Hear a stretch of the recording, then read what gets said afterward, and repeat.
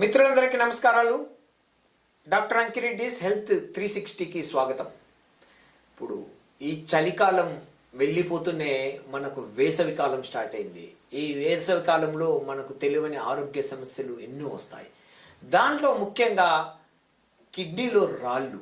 ఈ కిడ్నీలో రాళ్లను మనము ఇప్పుడే ఎవరైతే ఇంత ముందు వచ్చి ఉన్నాయో వస్తాయో అన్న భయం ఉన్న వాళ్ళలో ముఖ్యంగా 40 నుంచి 50% రిపీట్ అవుతూ ఉంటాయి 2-3 ఏళ్లలో.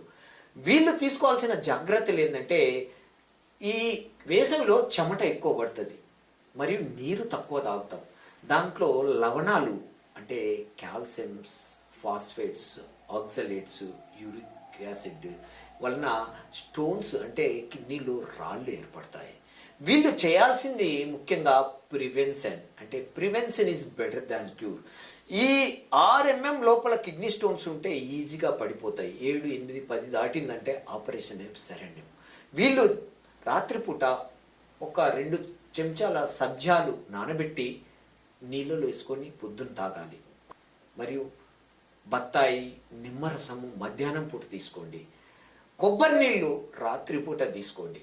దీంతో పాటు హోమియోపతిలో అద్భుతమైన ప్రివెంటివ్ మరియు క్యూరేటివ్ మెడిసిన్ ఉన్నాయి. సబాల్ సెల్యులేటా, బెరీ వల్గారిస్, కలేకరే కార్బును ప్రివెంటివ్ తీసుకోవచ్చు. సర్సాపిల్లా, లైకోపిడియం, బెరీ వల్గారిస్ అండ్ థలాప్సీ బుర్సా అనే అద్భుతమైన మందులు డాక్టర్ సలహాతో తీసుకొని ఈ వేసవిని చల్లగా ఆహ్లాదంగా ముగించండి. నమస్కారాలు.